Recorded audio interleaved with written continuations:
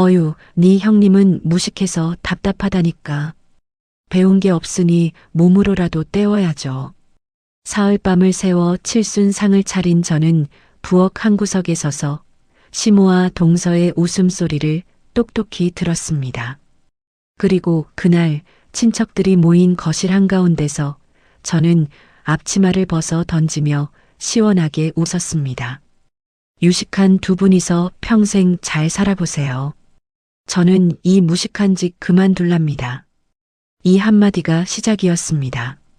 며느리 사표를 던진 그 순간부터 10년 동안 짓밟혀온 저의 인생이 송두리째 뒤집히기 시작합니다. 사연이 시작하기 전 좋아요와 구독을 눌러주세요.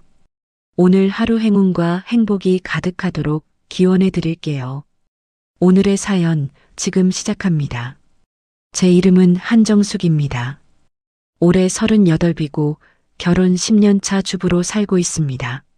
아침이면 시댁 식구들의 밥상을 차리고 낮에는 동네 작은 회계사무소에서 시간제 격리로 일하며 밤이면 다시 시댁 살림을 챙기는 게 제 하루입니다. 손이 야무지다는 소리는 어릴 적부터 들었습니다. 손맛이 좋아 김치 한 포기를 담가도 동네 사람들이 한 입씩 얻어먹으러 올 정도였고 숫자, 계산이 빨라서 시장에 다녀오면 거스름 돈 한 푼 틀리는 법이 없었습니다. 상업고등학교를 졸업하고 바로 사회에 나와 동생 둘을 대학까지 보낸 사람이 바로 저였습니다. 배운 것은 짧아도 사람 도리는 다하고 살자. 그게 제가 평생 붙들고 있는 마음이었습니다.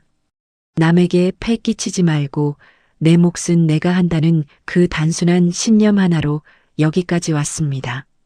그러니 시집을 가서도 묵묵히 일하면 언젠가는 인정받을 거라고 믿었습니다. 지금 와서 돌이켜보면 그것이 제 인생에서 가장 어리석은 믿음이었습니다. 시어머니 윤복희 여사를 처음 만난 날을 저는 아직도 또렷이 기억합니다. 결혼식을 2달 앞두고 남편 강민호가 한정식 집으로 저를 데려갔습니다. 문을 열고 들어선 순간 자줏빛 한복을 곱게 차려입은 윤복희가 저를 위아래로 훑어보았습니다. 내가 우리 민호가 푹 빠졌다는 그 애냐? 쯧쯧. 윤복희가 손에 든 부채를 천천히 접으며 말했습니다. 아, 예. 처음 뵙겠습니다, 어머님. 한정숙이라고 합니다. 저는 두 손을 가지런히 모으고 허리를 깊이 숙였습니다. 그래, 다리 아프겠다. 일단 앉아라. 윤복희가 짧게 내뱉고는 찻잔을 입에 가져갔습니다. 옆에 앉은 강민호가 제 무릎 위에 슬쩍 손을 얹으며 안심하라는 듯 눈짓을 보냈습니다. 민호한테 대충 이야기는 들었다. 부모님은 두 분 다 일찍 돌아가셨다고? 윤복희가 찻잔을 내려놓으며 저를 빤히 쳐다보았습니다. 네, 어머님. 제가 고등학교 다닐 때 두 분 다 교통사고로 갑자기 돌아가셔서 쯧쯧 안 됐네. 그래서 학교는 대체 어디까지 배웠니? 말이 채 끝나기도 전에 윤복희가 끊고 들어왔습니다. 저 상업고등학교 졸업했습니다. 저는 고개를 들지 못한 채 작은 목소리로 대답했습니다. 윤복희가 코끝으로 짧게 웃었습니다. 아유, 어머니. 우리 정숙이는 밑으로 동생들 둘이나 뒷바라지하느라 대학을 못 간 거예요. 절대로 머리가 나빠서 고졸인 게 아니라고요. 강민호가 다급하게 끼어들었습니다. 웃기고 있네. 진짜 머리가 좋고 독했으면 낮에는 공장 가서 일하고 밤에는 야간 대학이라도 갔겠지. 어디서 변명이야, 변명은. 윤복희가 부채로 상 모서리를 톡톡 두드리며 말했습니다. 저는 식탁 밑에서 두 손을 꽉 맞잡았습니다. 손바닥에 식은땀이 배었지만 표정만은 흐트러뜨리지 않으려고 입술을 안으로 깨물었습니다. 너도 알다시피 우리 민호가 명색이 서울 한복판에 있는 4년제 대학을 나온 놈이다. 이름만 대면 다 아는 아주 번듯한 중견기업 다니고 말이다. 윤복희가 강민호 쪽으로 시선을 옮기며 한숨을 길게 내쉬었습니다. 어휴, 넌 대체 누굴 닮아 사람 보는 눈이 그 모양이냐? 고아의 고졸 며느리라니 어미가 동네 창피해서 얼굴을 들고 다닐 수가 없구나. 어머니, 제발 그런 말씀 좀 그만하세요. 강민호가 얼굴을 붉히며 목소리를 낮췄습니다. 어머님, 저 많이 부족한 거 잘 알고 있습니다. 그래도 우리 민호 씨한테 누구보다 잘하겠습니다. 시댁 어른들 모시는 것도 제 부모님 모시듯 정말 정성껏 잘하겠습니다. 한 번만 믿어주세요. 저는 떨리는 목소리로 간신히 한마디를 짜냈습니다. 윤복희가 그 말을 듣고 처음으로 입꼬리를 살짝 올렸습니다. 웃는 게 아니라 비웃는 표정이었습니다. 그래, 말 한 번 잘했다. 내 말대로 배운 게 없으면 몸이라도 죽어라 부지런해야지. 안 그러니? 식사 자리가 끝나고 한정식집을 나섰을 때 저는 다리에 힘이 풀려 한참을 길가에 서 있었습니다. 강민호가 제 어깨를 감싸 안으며 속삭였습니다. 정수가 진짜 미안해. 우리 어머니가 원래 말투가 좀 까칠하셔. 그래도 속은 따뜻한 분이니까 결혼하고 같이 살면서 내가 잘하면 금방 마음 푸실 거야. 내가 중간에서 진짜 잘할게. 울지 마, 응? 그 다정한 목소리에 저는 또 한 번 흔들리고 말았습니다.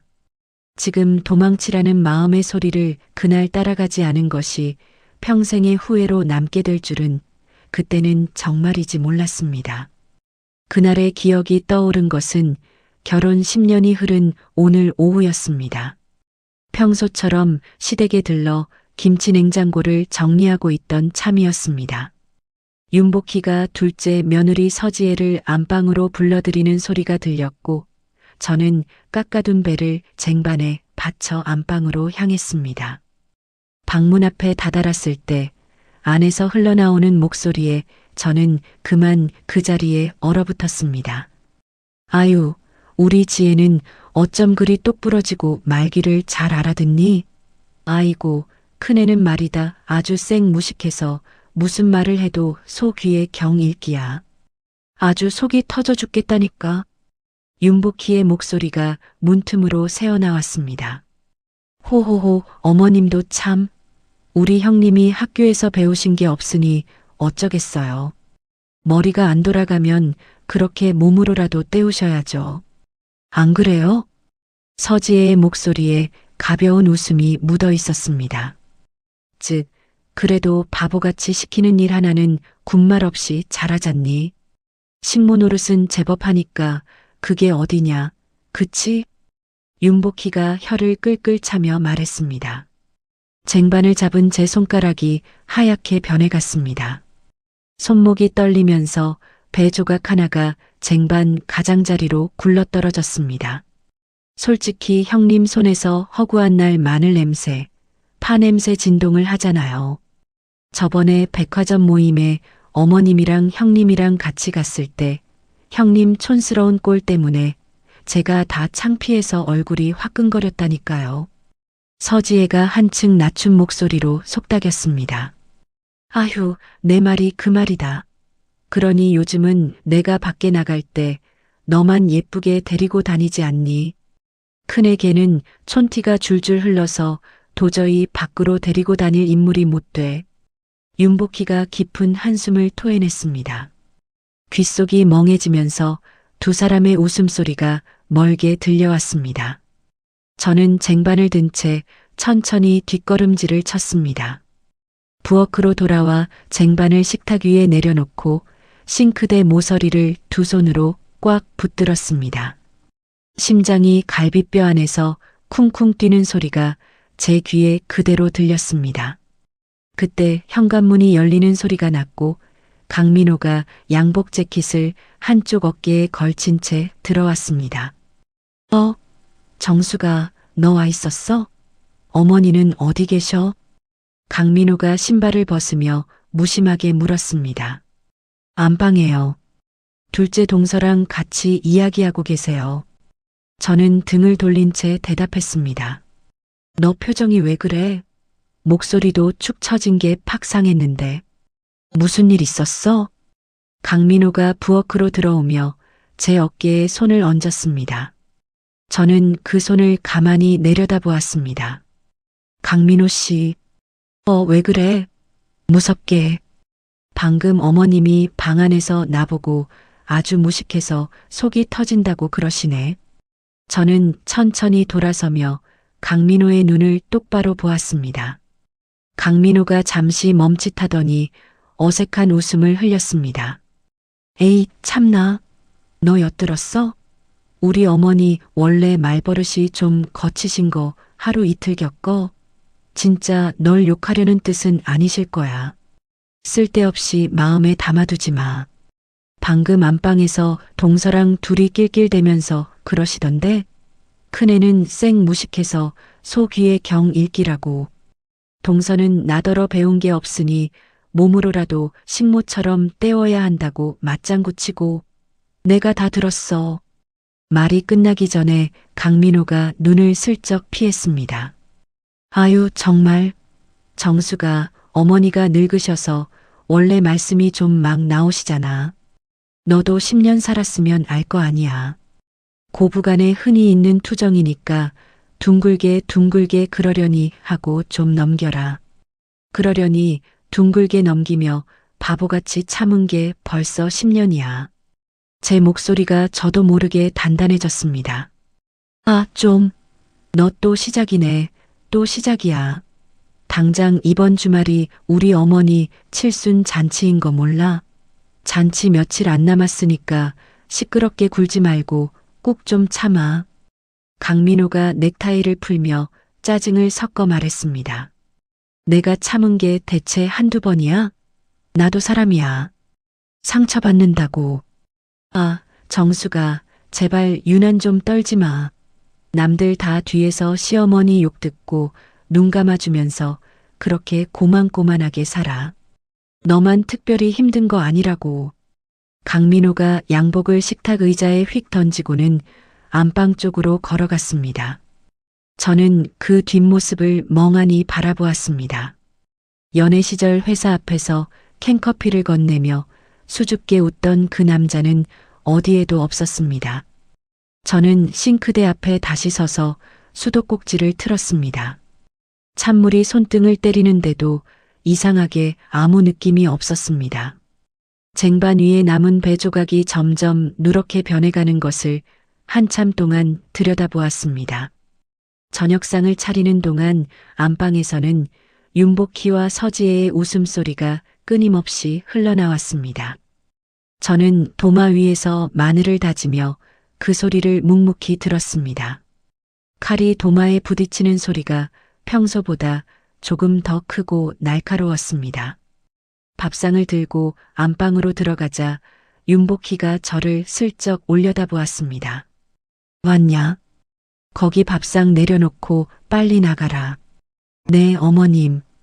국 식기 전에 어서 드세요. 저는 상을 내려놓고 허리를 굽혔습니다.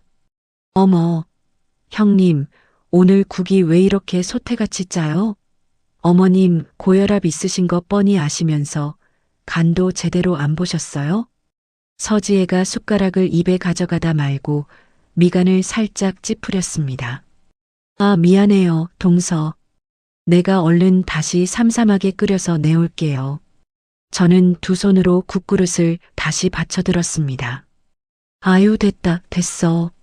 그냥 밥이나 먹자. 큰애가 뭐하루 이틀 실수하니? 하도 어설퍼서 이젠 새삼스럽지도 않다. 윤복희가 손사래를 치며 말했습니다. 저는 그릇을 든 채로 그 자리에 잠시 서 있었습니다. 손끝이 뜨거운 그릇에 닿아 따끔거렸지만 통증이 멀게만 느껴졌습니다.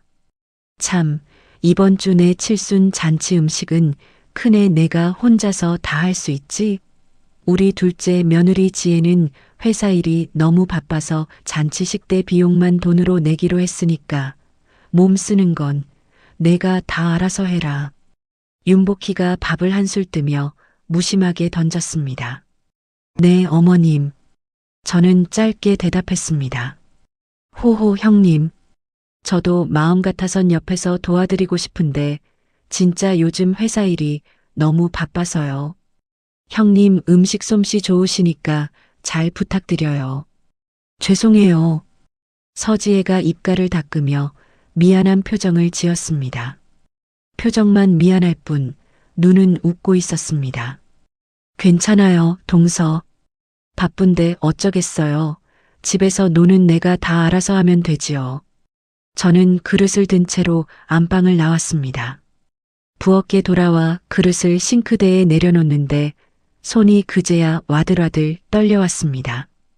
뜨거운 국물이 손등에 튀어 빨갛게 부풀어 오른 자국이 보였습니다. 저는 그 자국을 한참 동안 들여다보았습니다. 이상하게도 아프지 않았습니다. 10년 동안 가슴 한구석에 차곡차곡 쌓아두었던 무언가가 그 빨간 자국 아래에서 천천히 끓어오르고 있었습니다. 저는 앞치마 끈을 매만지며 작게 중얼거렸습니다. 무식한 며느리라 그래. 몸으로라도 식모처럼 때워야 하는 무식한 며느리라 이거지. 칠순 잔치가 며칠 남지 않았다는 것이 그날따라 묘하게 마음에 걸렸습니다. 칠순 잔치를 닷새 앞둔 토요일 아침이었습니다. 저는 새벽 5시에 일어나 시장으로 향했습니다. 손수레를 끌고 청가물 가게부터 정육점까지 한 바퀴를 돌고 나니 해가 중천에 떠 있었습니다. 집에 돌아와 짐을 풀고 있는데 강민호가 잠옷 차림으로 부엌에 들어왔습니다. 뭐 이렇게 많이 사왔어. 강민호가 사과 한 알을 집어들며 말했습니다. 어머님 칠순이잖아. 갈비찜에 잡채에 전이며 한가며 다 해야 해. 저는 무 한 단을 싱크대에 올려놓으며 대답했습니다. 동서한테 좀 도와달라고 해. 왜 너 혼자 다 해? 동서는 회사 바쁘대. 어머님이 비용만 내라고 하셨고 하여간 어머니도 너무하셔. 둘이 며느린데. 강민호가 사과를 한 입 베어 물며 한숨처럼 말했습니다. 민호 씨, 그러면 어머님한테 동서도 좀 도와야 한다고 한마디 해줘. 저는 도마 앞에 서서 물을 채 썰기 시작했습니다. 내가 어떻게 그래? 어머니 성격 알잖아. 강민호가 사과를 우물거리며 거실 쪽으로 발걸음을 옮겼습니다. 민호 씨, 왜? 10년이야. 10년 동안 매번 이래. 저는 칼질을 멈추고 강민호의 등을 바라보았습니다. 강민호가 잠시 멈춰섰지만 돌아보지는 않았습니다. 정수가, 너 솜씨가 좋잖아. 어머니가 그래서 너한테 맡기는 거야. 그것도 인정해 주시는 거지. 인정해 주는 사람이 사람들 앞에서 무식하다고 흉을 봐. 제 목소리가 도마 위에서 또각거리는 칼소리에 묻혔습니다. 강민호가 들었는지 못 들었는지 알 수 없었습니다. 거실에서 텔레비전 소리가 크게 울렸습니다. 저는 다시 칼을 들고 무를 썰었습니다. 채 썬 무가 도마 위에 가지런히 쌓여가는 것을 보면서 마음 한구석이 자꾸 비어가는 기분이 들었습니다. 연애 시절 강민호는 저를 두고 세상에서 가장 단단한 사람이라고 했습니다. 부모님 없이 동생들을 키워낸 의지가 존경스럽다고도 했습니다. 그 말이 좋아서 저는 강민호의 손을 잡았습니다. 지금 그 손은 어디로 갔는지 보이지 않았습니다. 오후 2시쯤 시댁에 도착했습니다. 윤복희는 거실 소파에 앉아 홈쇼핑 채널을 보고 있었고 서지혜가 그 옆에서 핸드폰을 들여다보며 웃고 있었습니다. 오셨어요, 형님. 서지혜가 고개를 살짝 들며 인사했습니다. 동서도 와 있었네요. 어머님 모시고 백화점에 다녀왔어요. 잔치 때 입으실 한복 맞추신다고 해서. 서지혜가 옆에 놓인 쇼핑백을 살짝 들어 보였습니다. 자줏빛 상자 위에 금박으로 박힌 백화점 로고가 눈에 들어왔습니다. 한복 맞추셨어요? 잘하셨어요, 어머님. 저는 역게 웃으며 윤복희 쪽으로 다가갔습니다. 지혜가 다 알아서 골라줬다. 안목이 어찌나 좋은지. 윤복희가 흐뭇한 얼굴로 말했습니다. 역시 어머님은 지혜 동서가 잘 챙겨드리네요. 너는 그런 거 챙길 머리는 안 되니까. 음식이나 잘해라. 윤복희가 텔레비전에서 눈을 떼지 않은 채 말했습니다. 저는 그 자리에 잠시 멈춰 섰다가 부엌으로 향했습니다. 부엌에는 어제 제가 다듬어 놓고 간 나물들이 그대로 있었습니다.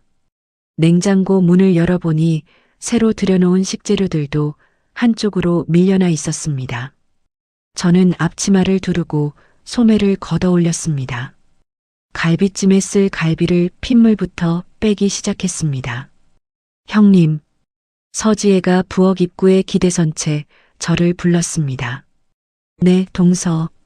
저 정말 도와드리고 싶은데 제가 손이 좀 서툴러서요. 괜히 도와드린다고 하다가 형님 일만 늘릴 것 같아서요. 괜찮아요. 동서는 회사 일도 바쁘다면서요. 저는 갈비를 물에 담그며 대답했습니다. 대신 다음 주에 제가 백화점에서 어머님 선물 하나 사올게요. 형님 거도 같이요. 핸드크림 어때요? 형님 손이 자꾸 거칠어지시는 것 같아서요. 서지혜가 자신의 손을 들어 보이며 웃었습니다. 매끈한 손등에 분홍빛이 돌았습니다. 마음만 받을게요, 동서. 손은 일하는 손이라 거칠어도 돼요. 저는 옅게 웃으며 다시 갈비 쪽으로 시선을 돌렸습니다. 형님은 참 소박하셔서 좋아요. 저는 그게 안 돼서요. 서지혜가 그렇게 말하고는 거실 쪽으로 돌아갔습니다. 거실에서 윤복희와 서지혜가 무슨 말을 주고받는지 가끔씩 웃음소리가 터져 나왔습니다. 저는 갈비를 손질하고 표고를 불리고 양파를 까고 마늘을 다졌습니다. 부엌 창밖으로 해가 기우는 것이 보였습니다. 손목이 시큰거리기 시작했습니다. 오랫동안 칼질을 한 탓에 손가락 마디가 욱신거렸습니다. 저녁 7시쯤 강민호가 시댁에 도착했습니다. 거실에서 윤복희를 향해 큰 절을 올리고는 부엌을 슬쩍 들여다보았습니다. 많이 했네. 이제 시작이야. 사흘은 더 해야 해. 저는 행주의 손을 닦으며 대답했습니다. 고생한다. 좀 쉬엄쉬엄 해. 강민호가 그 말만 남기고 거실로 돌아갔습니다. 거실에서 윤복희의 목소리가 들려왔습니다. 민호야, 너 회사에서 승진 얘기는 좀 있니? 동서 신랑은 이번에 부장 단다더라. 아직 저는 멀었어요, 어머니. 강민호가 풀이 죽은 목소리로 대답했습니다. 넌 어쩜 그렇게 묻어나니? 욕심이 있어야 사람이 큰다. 윤복희가 혀를 끌끌 찼습니다. 형님, 우리 그이가 워낙 야망이 있어서요. 어머님 닮아서 그런가 봐요. 서지혜가 가벼운 웃음소리와 함께 말했습니다. 그래, 우리 작은애가 너 닮아서 그렇지. 큰애는 누구 닮아 저 모양인지. 윤복희가 한숨을 길게 내쉬었습니다. 저는 부엌 싱크대 앞에 서서 그 소리를 묵묵히 들었습니다. 손에 든 행주를 천천히 짜고 또 짰습니다. 행주에서 물이 한 방울씩 떨어지는 소리가 유난히 크게 들렸습니다. 밤 11시가 다 되어서야 음식 준비 한 단계가 끝났습니다. 저는 부엌 정리를 마치고 거실로 나왔습니다. 거실에는 윤복희가 텔레비전을 켜둔 채 소파에 누워 잠들어 있었고 강민호와 서지혜는 식탁에 앉아 와인을 마시고 있었습니다. 서지혜의 남편 강민철은 출장이 잦아 그날도 자리에 없었습니다. 형님, 끝나셨어요. 한잔 하실래요? 서지혜가 와인 잔을 들어 보였습니다. 아니에요, 동서. 술은 안 마셔요. 형님은 정말 재미가 없으셔. 그래서 어머님이 답답해 하시는 거예요. 서지혜가 웃으며 농담처럼 말했습니다. 강민호가 와인을 한 모금 마시며 슬쩍 웃었습니다. 저는 그 웃음을 한참 동안 바라보았습니다. 민호 씨, 나 먼저 갈게. 그래. 데려다 줄까? 버스 타고 갈게. 어머님 좀 부탁해. 저는 가방을 챙기고 현관으로 향했습니다. 형님, 내일 또 오시는 거죠? 한과 만드신다고 하셨잖아요. 서지혜가 등 뒤에서 물었습니다. 네, 내일 새벽에 올 거예요. 저는 신발을 신으며 짧게 대답했습니다. 현관문을 열고 나서는데 등 뒤에서 서지혜의 목소리가 들렸습니다. 민호 씨, 형님 진짜 부지런하셔. 우리 그이가 형님 보고 본받으래요. 우리 정수기가 좀 그렇지. 강민호가 그 말을 받아 웃었습니다. 저는 현관문을 조용히 닫았습니다. 엘리베이터 안에서 거울에 비친 제 얼굴을 보았습니다. 머리는 헝클어졌고 앞치마 자국이 옷에 그대로 남아 있었고 양손은 빨갛게 부어 있었습니다. 그 얼굴이 너무 낯설어서 저는 한참 동안 거울 속의 저를 들여다보았습니다. 집에 도착한 것은 자정이 넘어서였습니다. 샤워를 하고 잠자리에 누웠지만 잠이 오지 않았습니다. 천장을 바라보며 저는 결혼하던 날을 떠올렸습니다. 면사포를 쓰고 식장에 들어서던 그 순간 저는 이제부터 진짜 가족이 생긴다고 믿었습니다. 부모님이 돌아가신 뒤로 처음으로 마음 둘 곳이 생긴 것 같아서 식장에서 울었습니다. 그 눈물을 사람들은 행복해서 흘리는 눈물이라고 했습니다. 지금 와서 보니 그날 흘린 눈물은 앞으로 흘릴 눈물의 시작이었습니다. 벽식의 초침 소리가 유난히 크게 들렸습니다. 저는 가만히 눈을 감았습니다. 가슴 한가운데가 욱신거렸습니다. 아픈 곳을 손으로 짚어보고 싶었지만 어디를 짚어야 할지 알 수 없었습니다. 핸드폰이 짧게 울렸습니다. 서지혜가 단체방에 사진을 올린 알림이었습니다. 윤복희와 서지혜가 백화점에서 한복을 입어보며 찍은 사진이 여러 장 올라와 있었습니다.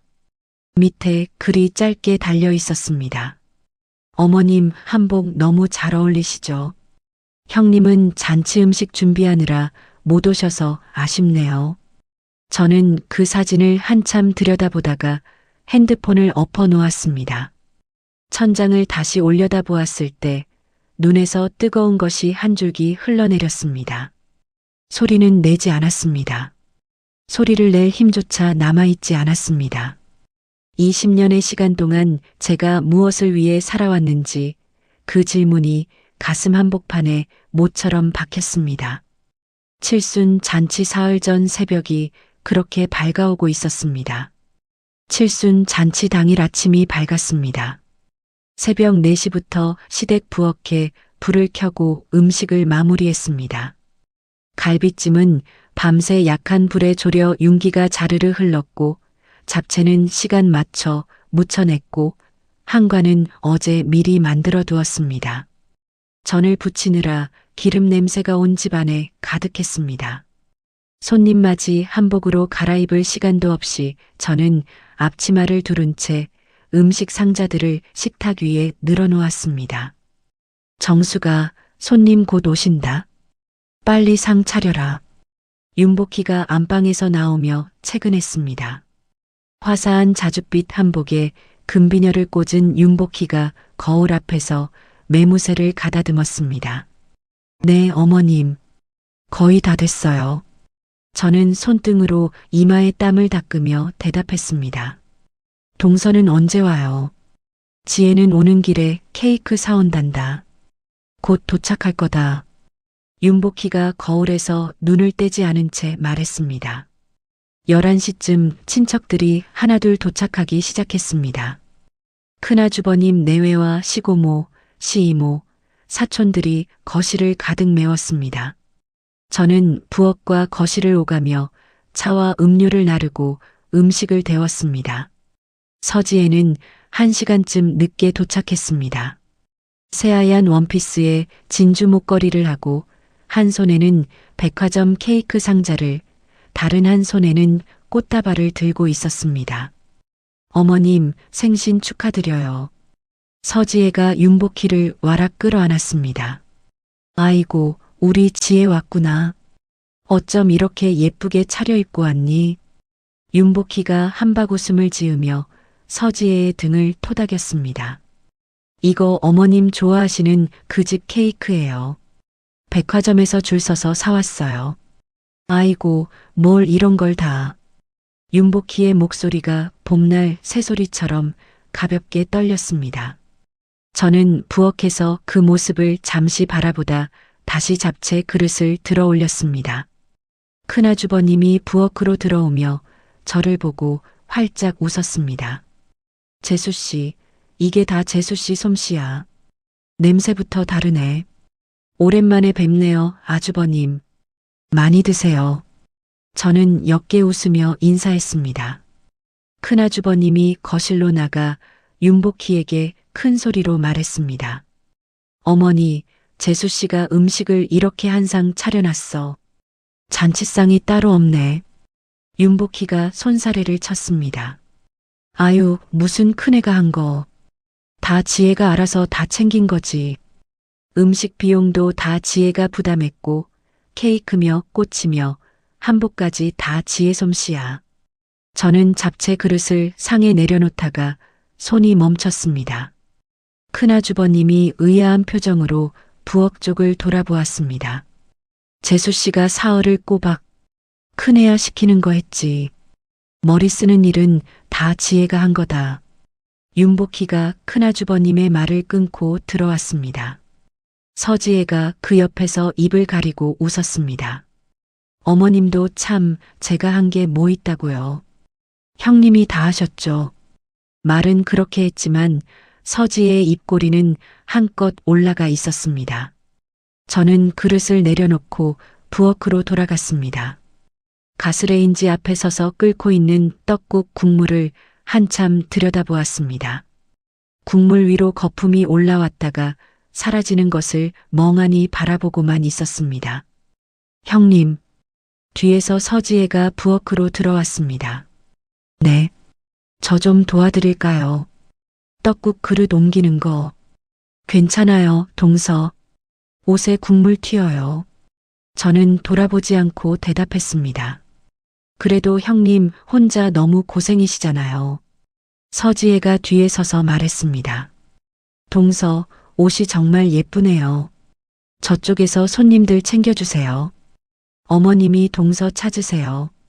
저는 천천히 돌아서서 옅게 웃었습니다. 서지혜가 잠시 저를 빤히 보더니 어깨를 살짝 으쓱하고는 거실로 돌아갔습니다. 식사 자리가 무르익으면서 거실은 점점 떠들썩해졌습니다. 저는 식어가는 음식들을 다시 데우려고 부엌에 머물러 있었습니다. 설거지통에 그릇들이 쌓여갔고 손목은 시큰거렸고 허리는 욱신거렸습니다. 그릇 하나를 닦다가 잠시 호흡을 고르려고 부엌 옆 작은 다용도실 문턱에 기대섰습니다. 벽 너머 거실에서 윤복희의 목소리가 들려왔습니다. 형님, 큰애는 어디 갔어요? 안 보이네. 시고모의 목소리였습니다. 부엌에서 설거지하고 있겠지 뭐. 큰애는 거기가 제자리야. 윤복희가 가볍게 웃으며 말했습니다. 그래도 잔치자리인데 같이 앉아서 먹어야지. 아유, 형님. 큰애 데려다 앉히면 분위기만 가라앉아요. 무식해서 말이 안 통하니 무슨 얘기를 하겠어요. 윤복희의 목소리가 한 톤 더 낮아졌습니다. 이어 서지혜의 웃음소리가 따라붙었습니다. 어머님도 참. 그래도 형님 들으시면 서운하시죠. 들을 일도 없다. 부엌에서 안 나오니까. 윤복희가 그렇게 말하자 거실에서 누군가의 웃음소리가 작게 새어나왔습니다. 서지혜가 한층 낮춘 목소리로 덧붙였습니다. 형님 손에서 늘 음식 냄새가 나서 손님들 옆에 못 앉히는 거 아니에요, 어머님. 바로 그거다. 우리 지혜는 어쩜 그렇게 내 속을 잘 아니. 윤복희가 박장대소했습니다. 다용도실 문틀을 잡은 제 손가락이 부르르 떨렸습니다. 귓속에서 둔탁한 소리가 울렸습니다. 심장이 갈비뼈 안에서 한 번, 두 번, 크게 부딪혔습니다. 10년 동안 가슴 안에 차곡차곡 쌓아두었던 무언가가 그 순간 무너져 내리는 소리가 들렸습니다. 저는 천천히 몸을 돌렸습니다. 부엌을 가로질러 앞치마 끈에 손을 가져갔습니다. 매듭을 풀자 앞치마가 스르륵 미끄러져 내렸습니다. 저는 그 앞치마를 손에 쥔 채 한참을 내려다보았습니다. 기름 자국과 양념 자국이 얼룩덜룩한 그 천 조각이 마치 제 지난 10년 같았습니다.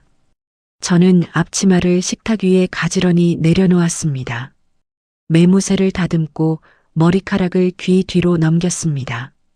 부엌을 나서는 걸음이 평소보다 가벼웠습니다.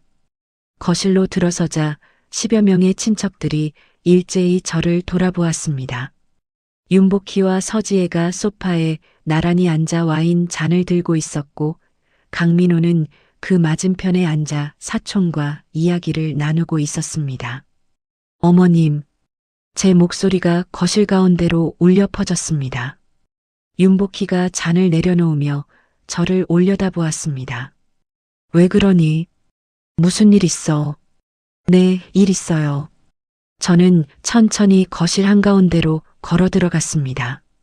강민호가 어리둥절한 얼굴로 자리에서 일어났습니다. 정수가 무슨 일이야? 민호 씨, 잠깐만요. 저는 강민호 쪽으로 한번 시선을 주고는 다시 윤복희를 향해 돌아섰습니다. 어머님, 저 10년 동안 며느리 노릇했어요. 명절마다 전 부치고 김장 100포기씩 절이고 어머님 아프시면 병원 모시고 다니고 약 챙기고 어머님 칠순까지 이렇게 사흘밤을 새워서 음식 차렸어요. 거실 안이 순식간에 조용해졌습니다. 정수가 너 왜 이래? 손님들 계신데. 강민호가 다급히 제 팔을 잡았습니다.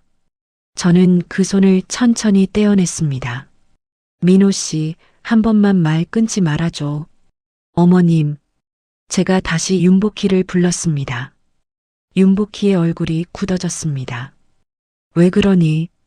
방금 다용도실에서 다 들었어요. 어머님이랑 동서가 저더러 무식하다고. 부엌에서 안 나와야 분위기가 산다고. 손에 음식 냄새 나서 손님 옆에 못 앉힌다고. 윤복희가 와인 잔을 식탁에 탁 소리나게 내려놓았습니다. 내가 뭘 들었다는 거니? 어른들 말씀 엿듣고 다니는 게 며느리가 할 짓이야. 엿들은 게 아니라 다용도실에서 그릇 정리하는데 들렸어요. 어머님. 저는 조용히 받아쳤습니다. 서지혜가 와인 잔을 만지작거리며 시선을 피했습니다. 형님, 저는 그런 뜻이 아니라. 동서 됐어요. 어머님 옆에서 매번 받아주던 그 웃음소리 다 기억해요. 정수가 일단 들어가서 얘기해. 어머니 생신 자리잖아. 강민호가 제 팔을 다시 붙들었습니다. 민호 씨, 10년 동안 한 번이라도 어머님 앞에서 내 편 들어준 적 있어. 강민호가 입을 다물었습니다. 저는 강민호의 손을 가만히 떼어 놓았습니다. 어머님, 동서는 명문대 나오고 회사 다니고 백화점에서 한복 골라오고 그게 어머님 말씀하시는 유식한 며느리잖아요. 앞으로 그 유식한 며느리하고 행복하게 사세요. 윤복희의 입술이 파르르 떨렸습니다. 이게 어디서 감히. 너 지금 어른들 앞에서 무슨 짓을 하는 거니? 무식한 며느리가 마지막으로 드리는 인사예요. 어머님. 저는 허리를 깊이 숙여 인사했습니다. 고개를 들었을 때 거실의 모든 시선이 저에게 꽂혀 있었습니다. 민호 씨, 이혼 서류는 다음 주에 보낼게. 정수가 무슨 말도 안 되는 소리야. 너 정신 차려. 강민호가 다급히 제 어깨를 잡았습니다. 10년 동안 정신 차리고 살았어. 이제 정신 차리고 살 차례야. 저는 강민호의 손을 다시 떼어내고 현관 쪽으로 걸어갔습니다. 뒤에서 윤복희의 외침이 들려왔습니다. 내가 어디 가서 잘 사놔두고 보자. 학벌도 부모도 없는 게 어디 가서 받아주기나 한데. 저는 걸음을 멈추고 뒤를 돌아보았습니다. 그건 두고 보시면 알겠죠, 어머님. 신발을 신고 현관문을 열었습니다. 문이 닫히는 소리를 등 뒤로 들으며 저는 엘리베이터 버튼을 눌렀습니다. 손가락이 떨리지 않았습니다. 이상하게 마음이 고요했습니다. 엘리베이터 안에 거울에 비친 제 얼굴은 10년 만에 처음으로 가벼워 보였습니다. 건물 밖으로 나오니 가을 햇살이 따스했습니다. 저는 핸드폰을 꺼내 통장 잔고를 확인했습니다. 비상금으로 모아둔 돈이 통장 한 구석에 조용히 자리 잡고 있었습니다. 많지는 않았지만 그날 밤 몸 누일 곳 하나는 마련할 수 있을 정도였습니다. 저는 가방을 고쳐 메고 큰 길 쪽으로 걸어 나갔습니다. 지나가는 택시 한 대가 빈 차 등을 켜고 다가왔습니다. 손을 들어 택시를 세웠습니다. 뒷좌석에 올라타며 기사에게 짧게 말했습니다. 어디로 갈지는 잠깐만 생각하고 말씀드릴게요. 일단 출발해 주세요. 택시가 천천히 움직이기 시작했습니다. 창밖으로 시댁 아파트가 점점 멀어져 갔습니다. 택시는 1시간을 달려 시 외곽의 낯선 동네에 저를 내려주었습니다. 해가 뉘엿뉘엿 기울 무렵 저는 가방 하나만 든 채 골목길을 걸었습니다. 간판마다 고시원, 원룸, 월세방 같은 글자가 붙어 있었습니다. 가장 끝에 자리한 낡은 건물의 3층, 햇살 고시원이라는 곳에 짐을 풀었습니다. 방은 한 평 남짓의 책상 하나, 작은 침대 하나가 전부였습니다. 가방을 내려놓고 침대 모서리에 앉자 그제야 다리에 힘이 풀렸습니다. 핸드폰이 진동했습니다. 강민호의 이름이 떴습니다. 저는 한참을 망설이다 전화를 받았습니다. 여보세요. 정수가, 너 도대체 어디야? 강민호의 목소리가 쉬어 있었습니다. 어디든 무슨 상관이야. 어머니 충격받으셔서 약 드시고 누우셨어. 너 당장 들어와서 빌어. 빌어. 저는 그 단어를 한번 입 밖으로 천천히 굴려보았습니다. 민호 씨, 10년 동안 누가 누구한테 빌었어야 했는지 정말 몰라. 정수가, 이혼 서류 정리되는 대로 보낼게. 어머님 화 풀리실 때까지 들어오라는 말은 안 해도 돼. 안 들어가. 저는 전화를 끊었습니다. 핸드폰을 베개 옆에 던져두고 천장을 올려다보았습니다. 낯선 벽지에 갈색 얼룩이 군데군데 번져 있었습니다. 눈에서 뜨거운 것이 한 줄기 흘러내렸습니다. 이번 눈물은 서러움이 아니라 10년 만에 처음 제 손으로 무언가를 결정했다는 후련함이었습니다. 다음 날 아침부터 저는 일자리를 알아보기 시작했습니다. 낡은 노트북을 펴고 구인 사이트를 뒤졌습니다. 이력서를 다듬고 자기소개서를 쓰는 손끝이 한참 만에 다시 움직였습니다. 경력란에 적을 것이 마땅치 않았습니다. 상고 졸업, 격리 4년 그리고 결혼 10년의 공백. 마우스를 움직이는 손이 잠시 멈췄습니다. 저는 깊게 숨을 한번 들이쉬고 다시 키보드를 두드렸습니다. 그 주에 이력서를 15군데에 넣었습니다. 답이 온 곳은 3곳이었습니다. 면접을 보러 가는 날 저는 가지고 있는 옷 중 가장 단정한 블라우스를 다림질해 입었습니다. 첫 번째 회사 면접관은 이력서를 한번 훑더니 말했습니다. 한정숙 씨, 경력 공백이 10년이네요. 그동안 뭐 하셨어요? 가정 살림을 했습니다. 우리 회사는 젊은 친구들 위주로 돌아가서요. 죄송합니다. 두 번째 회사도 비슷했습니다. 세 번째 회사에서는 면접관이 이력서를 보지도 않고 말했습니다. 고졸이시네요. 저희는 대졸 이상만 받아요. 네, 알겠습니다. 저는 짧게 인사하고 그 회사를 나왔습니다. 거리에 서서 한참을 멍하니 사람들의 발걸음을 바라보았습니다. 지나가는 사람들 모두가 어딘가 갈 곳이 있어 보였습니다. 저만 어디로 가야 할지 알 수 없었습니다.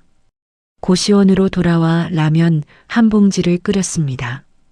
뜨거운 면을 후후 불며 먹는데 이상하게 자꾸 눈물이 흘러내렸습니다. 면이 짠지 눈물이 짠지 알 수 없었습니다. 그날 밤 저는 가방에 든 마지막 비상금 봉투를 꺼내 세어보았습니다. 남은 돈으로 이달을 버틸 수 있을지조차 가늠이 되지 않았습니다. 다음 날 아침 저는 고시원 근처 시장으로 향했습니다. 당장 일자리는 없어도 식재료라도 싸게 사와야 끼니를 이을 수 있을 것 같았습니다. 시장 안 깊숙한 골목에 작은 반찬 가게 하나가 보였습니다. 빛바랜 간판에 정많은 반찬 가게라는 글씨가 적혀 있었습니다. 가게 안에 머리가 희끗희끗한 할머니 한 분이 콩나물을 다듬고 있었습니다. 낯이 익었습니다. 어머나, 너 정숙이 아니냐? 할머니가 콩나물을 내려놓고 일어섰습니다. 이모님, 저 기억하세요. 저는 가게 앞에 멈춰 섰습니다. 기억하다마다 너 옛날에 우리 동네 살 때 김치 한 통씩 들고 와서 나눠주던 그 색시잖아. 손맛 좋았던 그 색시. 네, 저예요. 잘 지내셨어요. 저는 옅게 웃었습니다. 박순자라는 이름의 그 할머니는 결혼 초 제가 살던 연립주택 옆 가게 주인이었습니다. 명절 때마다 제가 직접 담근 김치며 장아찌를 한 통씩 나눠드리던 분이었습니다. 근데 얼굴이 왜 이렇게 야위었니? 무슨 일 있어? 박순자가 제 손목을 잡고 가게 안 작은 의자로 끌어안쳤습니다. 이모님, 별일 아니에요. 별일 아닌 얼굴이 아닌데. 어디 아픈 거니? 시댁에서 나왔어요.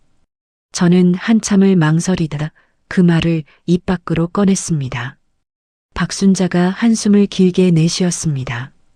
내가 그럴 줄 알았다. 너 그 시집 간다 했을 때부터 마음에 걸렸어. 시어머니 되실 분이 어쩐지 깐깐해 보이더라. 이모님, 저 일자리가 없어요.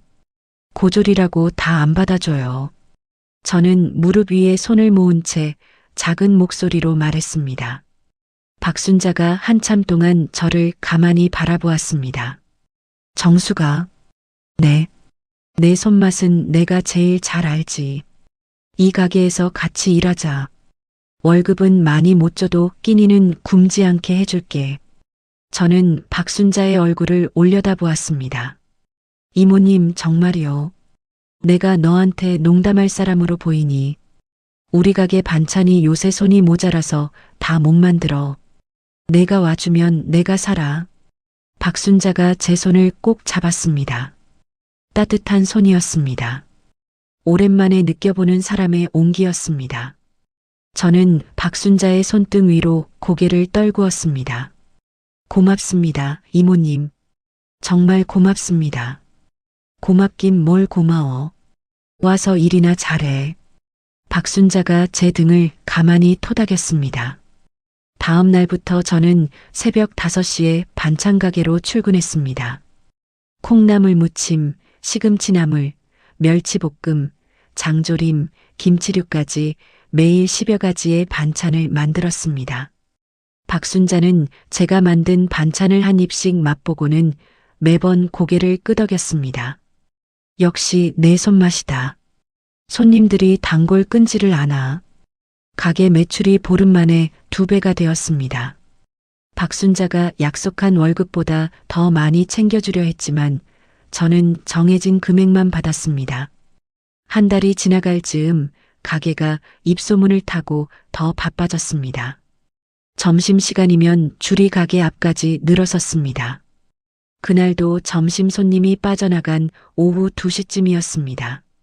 가게 앞에 검은 세단 한 대가 멈춰 섰습니다. 곱게 달인 회색 정장에 단정한 안경을 쓴 남자가 차에서 내려가게 안으로 들어왔습니다. 여기 반찬이 맛있다고 소문이 자자해서요. 종류별로 조금씩 다 주세요. 남자가 진열대를 천천히 둘러보며 말했습니다. 네, 잠시만요. 새로 무친 거 드릴게요. 저는 손을 닫고 진열대 앞으로 나갔습니다. 남자가 진열대 끝에 놓인 작은 유리병을 가리켰습니다. 이건 뭔가요? 제가 직접 담근 된장 소스예요. 나물 무치거나 찌개 끓일 때 한 숟갈씩 넣으면 깊은 맛이 나서요. 맛 좀 볼 수 있을까요? 저는 작은 종지에 소스를 조금 덜어 건넸습니다. 남자가 새끼손가락 끝으로 소스를 살짝 찍어 입에 가져갔습니다. 남자의 표정이 한순간 굳어졌습니다. 눈이 천천히 커졌습니다. 이거 누가 만든 거예요? 제가요. 이걸 정말 직접요. 남자가 종지를 든 채 저를 빤히 바라보았습니다. 네, 콩 직접 띄워서 된장부터 담그고 거기에 제가 따로 만든 양념을 더한 거예요. 성함이 어떻게 되세요? 한정숙입니다. 남자가 잠시 가만히 서 있더니 안주머니에서 명함을 꺼내 두 손으로 내밀었습니다.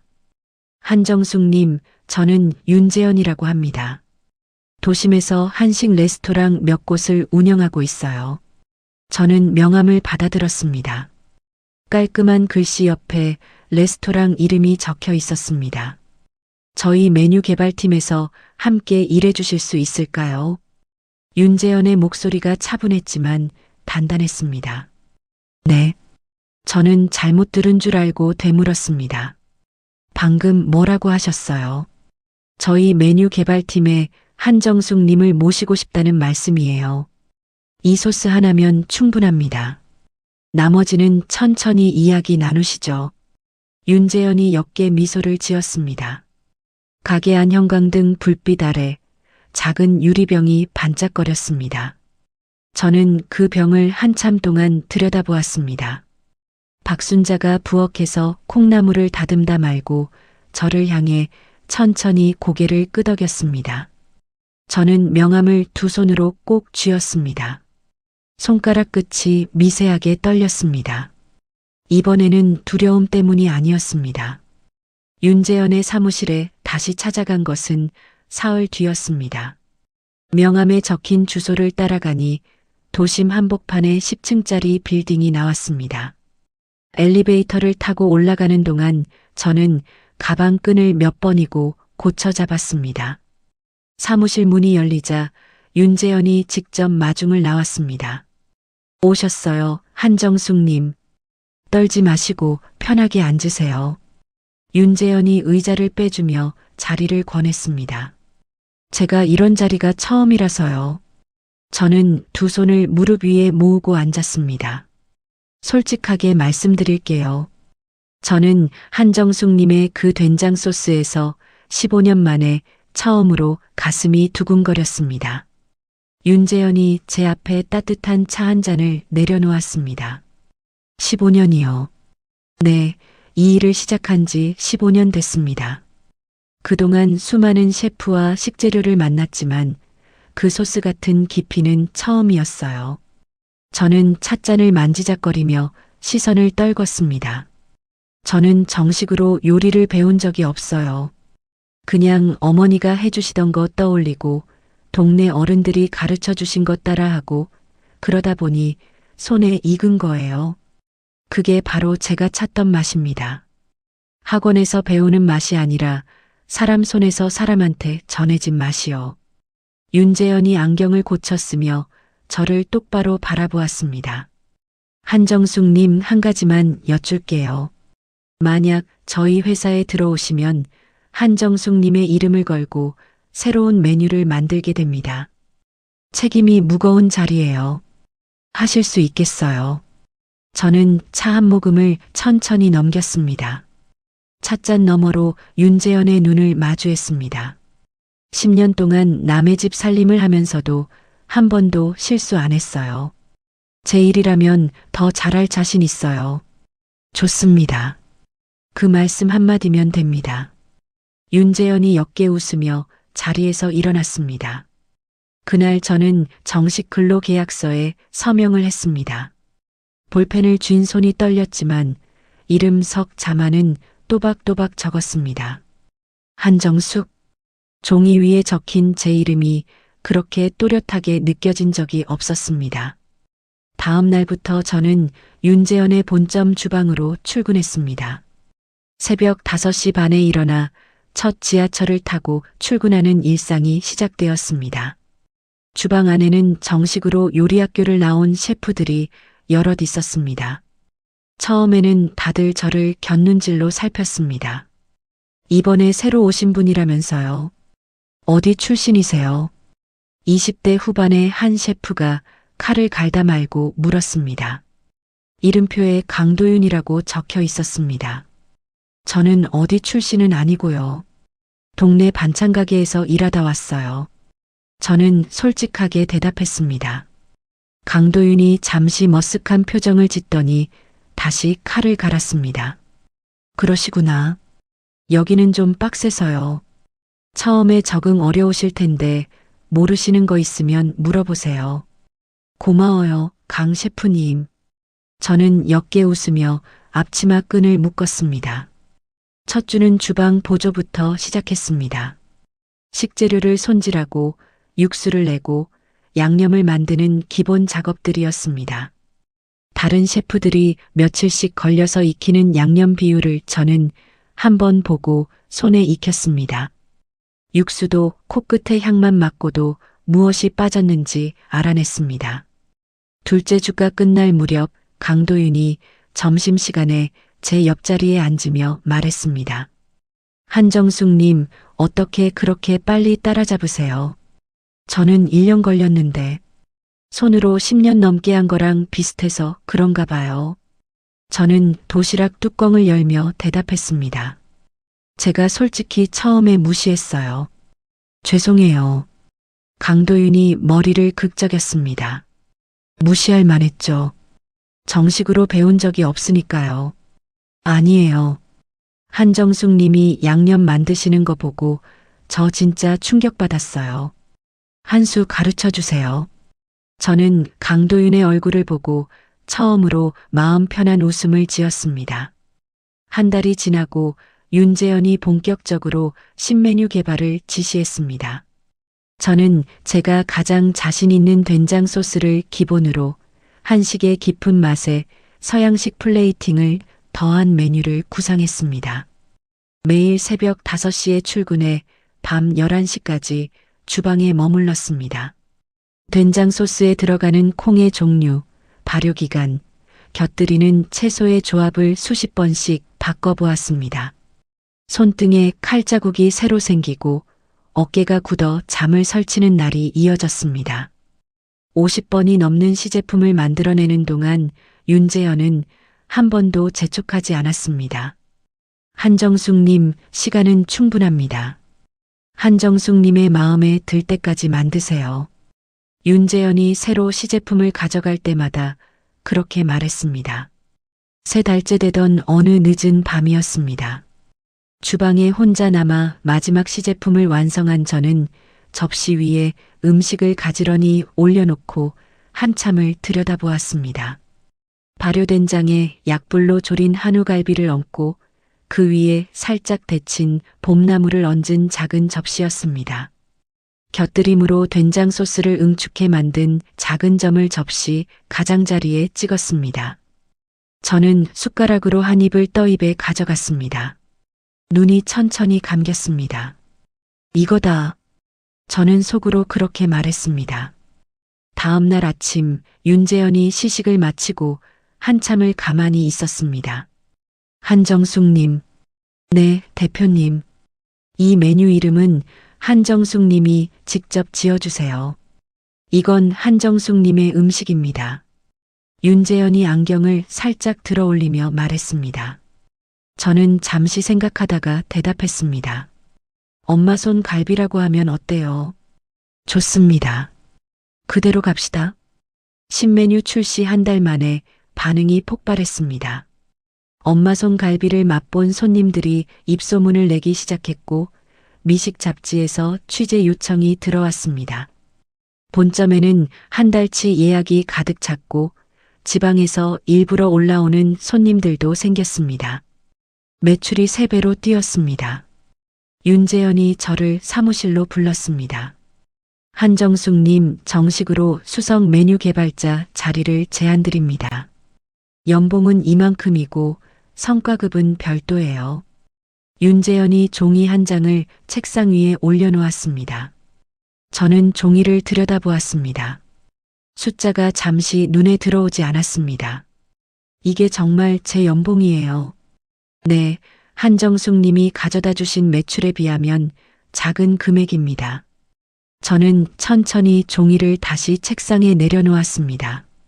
가슴 한가운데서 무언가 뜨거운 것이 차올랐습니다. 감사합니다, 대표님. 감사는 제가 드려야죠. 윤재현이 자리에서 일어나 두 손을 내밀었습니다. 저는 두 손으로 그 손을 잡았습니다. 악수를 나누는 동안 10년 동안 한 번도 흘려본 적 없는 종류의 눈물이 눈가에 살짝 맺혔습니다. 그 주에 저는 고시원을 나왔습니다. 회사 근처의 작은 오피스텔로 이사를 했습니다. 이삿짐이라고 해봐야 가방 2개와 박스 몇 개가 전부였습니다. 새 집에 짐을 풀고 창가에 섰을 때 도시의 불빛이 한눈에 들어왔습니다. 저는 베란다 창문을 열고 가을바람을 들이마셨습니다. 핸드폰을 꺼내 박순자에게 전화를 걸었습니다. 이모님, 저예요. 정숙이요. 정숙아. 잘 지내니? 네, 이사도 했어요. 좋은 대로요. 잘했다. 정말 잘했다.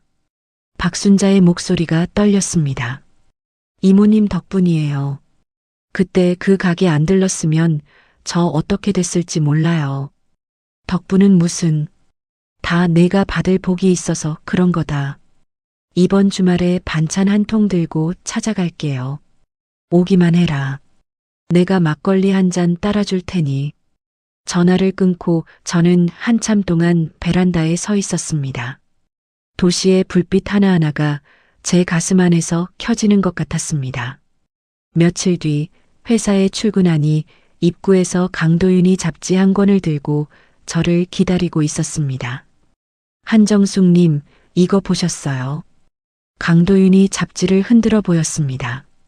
표지에 큼지막한 글씨로 적혀 있었습니다.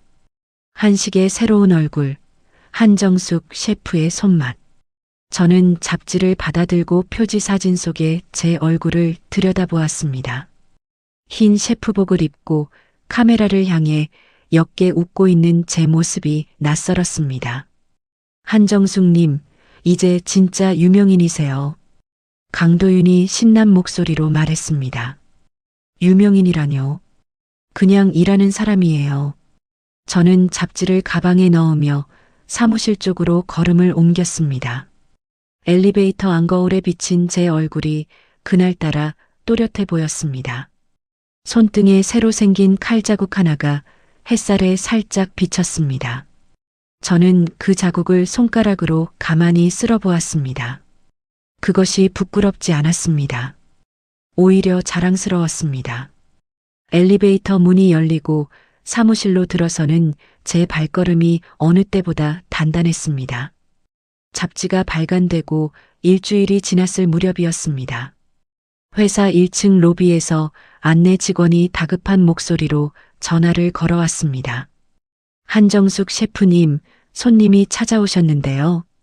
가족이라고 하시는데 올려보내도 될까요? 저는 회의실에서 새로운 메뉴 자료를 검토하고 있던 중이었습니다. 가족이요. 누구라고 하시던가요? 강민호 씨라고 하시는데요. 어머님도 같이 오셨다고요. 저는 잠시 손에 든 펜을 내려놓았습니다. 심장이 한 박자 멈추는 것 같았습니다. 올려보내지 마시고 잠시 거기서 기다리시라고 해주세요. 제가 내려갈게요. 저는 자리에서 일어나 엘리베이터로 향했습니다. 거울에 비친 제 얼굴이 평소보다 창백했습니다. 하지만 표정만은 단단히 굳혀두었습니다. 엘리베이터 문이 열리자 로비 한가운데 두 사람이 보였습니다. 강민호가 손에 큼지막한 꽃다발을 들고 있었고 그 옆에 윤복희가 모피 코트 차림으로 서 있었습니다. 저를 발견한 강민호가 환한 얼굴로 다가왔습니다. 정수가, 여기까지 어쩐 일이야? 저는 거리를 둔 채 멈춰 섰습니다. 잡지에서 봤어. 이렇게 잘 된 줄 몰랐어. 진심으로 축하해. 강민호가 꽃다발을 내밀었습니다. 저는 그 꽃다발을 받지 않았습니다. 용건이 뭐야? 여보, 우리 다시 얘기 좀 하자. 내가 다 잘못했어. 어머니도 그동안 많이 후회하셨어. 강민호가 한 발 더 다가왔습니다. 윤복희가 헛기침을 하더니 천천히 입을 열었습니다. 정수가, 어미가 사람이 늙으니까 정신이 흐려져서 너한테 못한 게 많다. 이번에 잡지 보고 어찌나 자랑스럽던지. 민호도 그동안 너 없이 많이 힘들어했다.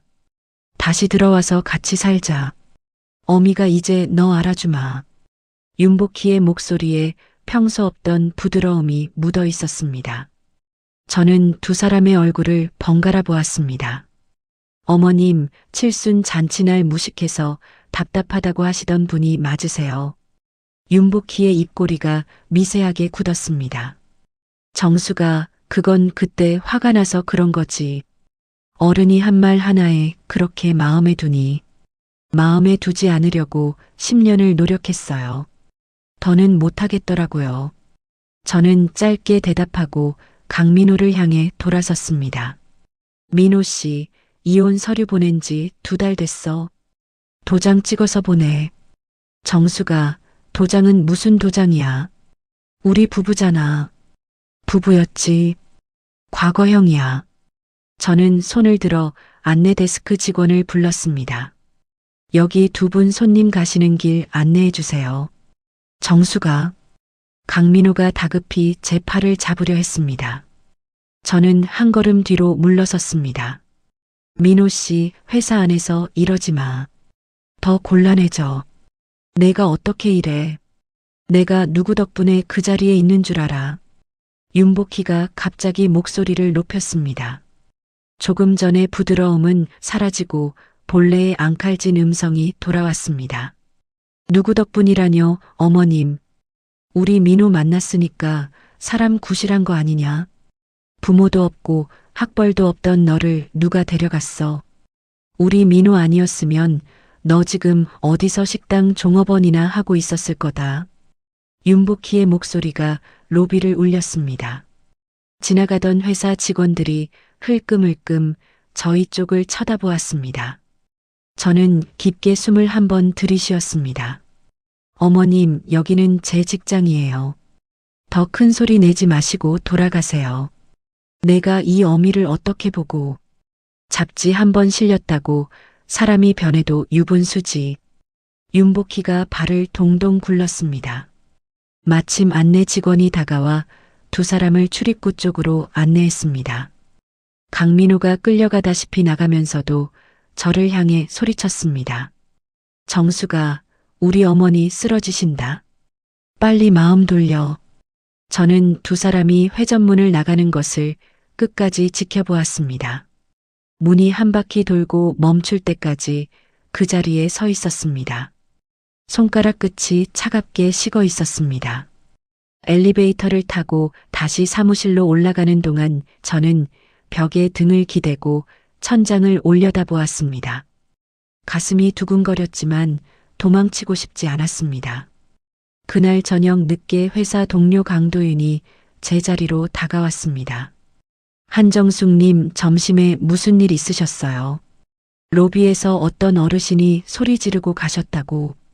전 시어머니랑 남편이 찾아왔어요. 저는 펜을 내려놓으며 솔직하게 말했습니다.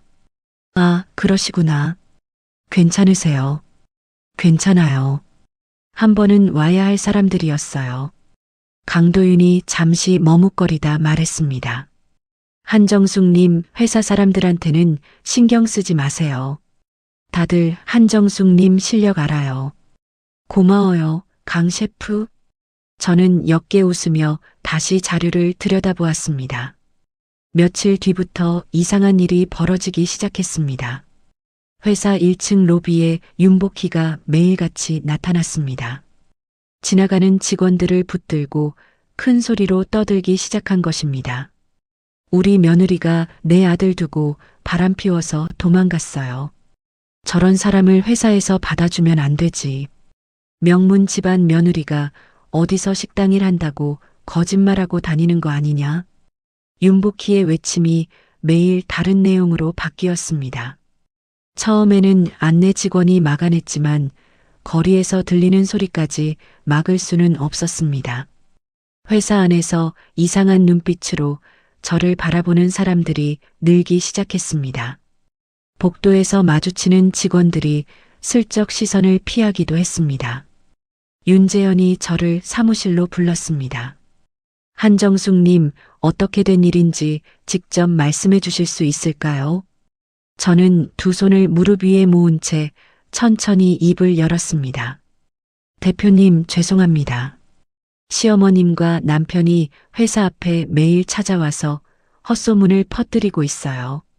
제가 정리하겠습니다. 정리라뇨? 한정숙 님이 정리하실 일이 아닙니다. 윤재현이 안경을 고쳤으며 단호하게 말했습니다. 대표님께서 곤란하실까봐 그래요. 저는 곤란하지 않습니다. 제가 곤란한 건 한정숙 님이 혼자 짊어지려고 하실 때예요. 윤재현의 말에 저는 잠시 시선을 떨궜습니다. 한정숙 님, 변호사 한 분 소개해 드릴까요? 제가 신뢰하는 분이 한 분 계세요. 네, 부탁드립니다. 저는 천천히 고개를 들었습니다. 다음 날 윤재현이 소개해 준 변호사 김혜란을 만났습니다. 50대 중반의 단단한 인상의 변호사였습니다. 한정숙님, 결혼 10년 동안 시댁과 관련된 금전 거래가 있으셨나요? 김혜란이 펜을 들고 물었습니다. 금전 거래라뇨? 대출이나 보증, 또 시댁 식구분들과 함께 명의로 된 재산 같은 거요. 제 명의로 된 건 통장 하나뿐이에요. 한정숙님, 한번 신용정보를 정확히 조회해 보셔야겠어요. 결혼 후에 명예 도용이 의심되는 경우가 종종 있어서요.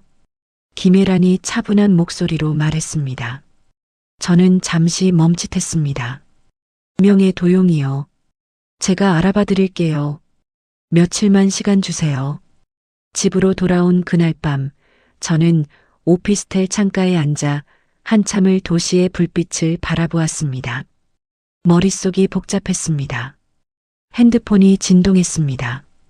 모르는 번호였습니다. 저는 잠시 망설이다 전화를 받았습니다. 여보세요. 형님. 서지혜의 목소리였습니다. 가늘게 떨리는 목소리였습니다. 동서. 형님, 잠깐만 얘기 좀 할 수 있을까요? 무슨 일이에요? 저희 그이 회사가 부도났어요. 저도 며칠 전에 직장에서 나왔고요. 서지혜의 목소리가 잠겨 들어갔습니다. 저는 한참을 가만히 듣고 있었습니다. 동서, 그건 안 됐지만 저한테 왜 그 얘기를 해요?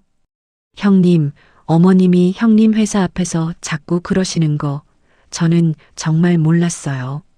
그리고 형님이 잘 되신 거 정말 축하드려요. 서지혜의 말이 빨라졌습니다. 동서, 본론만 말씀하세요. 형님, 혹시 저희 좀 도와주시면 안 될까요? 저희가 정말 갈 데가 없어요. 저는 핸드폰을 든 손에 천천히 힘을 주었습니다. 동서. 네, 형님. 전에 어머님이랑 같이 안방에서 저보고 무식해서 답답하다고 하시던 거 기억나세요? 수화기 넘어가 한순간 조용해졌습니다. 형님, 그건 기억나시죠? 그날 동서가 저 손에 음식 냄새 난다고 그러신 것도요. 형님, 죄송해요.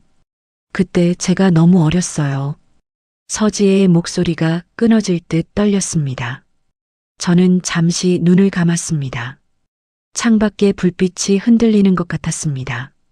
동서, 늦은 시간이네요. 끊을게요. 저는 조용히 전화를 끊었습니다. 핸드폰을 식탁 위에 내려놓고 의자에 등을 기댔습니다. 천장이 한참 동안 멀게 느껴졌습니다. 손이 떨리지 않았습니다. 가슴이 두근거리지 않았습니다. 그 사실이 오히려 저를 놀라게 했습니다. 며칠 후 변호사 김혜란에게서 연락이 왔습니다. 한정숙님 사무실로 오실 수 있을까요? 확인하셔야 할 게 있어요. 김혜란의 목소리가 평소보다 한 톤 가라앉아 있었습니다. 네, 바로 가겠습니다. 저는 가방을 챙겨 들고 자리에서 일어났습니다. 엘리베이터 버튼을 누르는 손가락 끝이 차가웠지만 그 차가움 안에 묘한 단단함이 깃들어 있었습니다. 김혜란 변호사의 사무실은 12층 끝자락에 자리하고 있었습니다. 저는 응접 의자에 앉아 두 손을 무릎 위에 가지런히 모았습니다. 김혜란이 두꺼운 서류 봉투를 책상 위에 올려놓았습니다. 한정숙님 마음 단단히 잡으시고 들으세요. 네, 말씀하세요. 저는 천천히 고개를 들었습니다. 한정숙님 명의로 결혼 후 7년 사이에 받은 대출이 3건 있습니다. 합계가 1억 2천만 원 정도예요. 제 명의로요. 저는 잘못 들은 줄 알고 되물었습니다. 네, 한정숙님 본인 명의입니다. 신청서에 한정숙님 서명까지 다 들어가 있어요. 다만 필체가 한정숙님 글씨가 아닐 가능성이 높습니다. 김혜란이 서류 한 장을 제 앞으로 밀어주었습니다. 저는 종이를 들여다보았습니다. 서명란에 적힌 글씨는 분명 제 이름이었지만 글씨체는 제 것이 아니었습니다. 오른쪽으로 길게 흘려 쓴 그 글씨는 강민호의 글씨체였습니다. 손가락이 차갑게 식어갔습니다. 이 돈은 어디로 흘러갔는지 추적이 가능한가요? 네, 흐름을 따라가 보니 대부분의 금액이 한정숙님 시동생 강민철 씨와 동서 서지혜 씨의 계좌로 옮겨졌어요. 그 후에 서지혜 씨가 다니던 회사 관련 투자금으로 들어간 정황이 보입니다. 김혜란이 차분한 목소리로 말했습니다. 저는 서류를 든 채로 한참을 가만히 있었습니다. 가슴 한가운데가 묵직하게 가라앉았습니다. 분노가 끓어오르지 않았습니다. 오히려 머릿속이 차갑게 정돈되어 갔습니다. 변호사님, 네. 이 모든 증거자료 정식으로 정리해 주세요. 이혼 소송하고 같이 진행하겠습니다. 명예 도용도 정식으로 고소하겠습니다. 저는 또렷하게 말했습니다. 한정숙님, 한 가지 더 말씀드릴게요. 시어머님께서 회사 앞에서 하신 발언들, 직원들 증언과 보안 카메라 녹화까지 다 확보해 두었습니다. 명예훼손건도 같이 진행할 수 있어요. 같이 진행하겠습니다. 저는 짧고 단단하게 대답했습니다. 김혜란이 잠시 저를 가만히 바라보았습니다. 한정숙님, 후회 없으시겠어요? 가족이라는 이름이 걸린 일이에요. 가족이라는 이름으로 10년 동안 당했어요. 이번에는 법이라는 이름 뒤에 숨지 않겠습니다. 김혜란이 천천히 고개를 끄덕였습니다. 알겠습니다. 제가 진행하겠습니다. 사무실을 나서는 발걸음이 무겁지 않았습니다. 엘리베이터 안에서 거울에 비친 제 얼굴을 한번 들여다보았습니다. 낯빛은 창백했지만 눈빛은 흔들리지 않았습니다. 일주일 뒤 윤복희가 또 회사 앞에 나타났습니다. 이번에는 손에 큰 종이를 들고 있었습니다. 종이에는 큼지막한 글씨로 우리 며느리는 사기꾼이다라고 적혀 있었습니다. 저는 그 소식을 듣자마자 김혜란에게 전화를 걸었습니다. 변호사님, 지금 회사 앞이에요. 경찰도 같이 와주실 수 있나요? 네, 제가 바로 출발하겠습니다. 한정숙님은 동요하지 마시고 침착하게 계세요. 20분쯤 지나 김혜란이 도착했습니다. 경찰 2명이 함께였습니다. 저는 큰 서류 봉투를 손에 들고 회사 1층 로비를 가로질러 정문 앞으로 걸어 나갔습니다.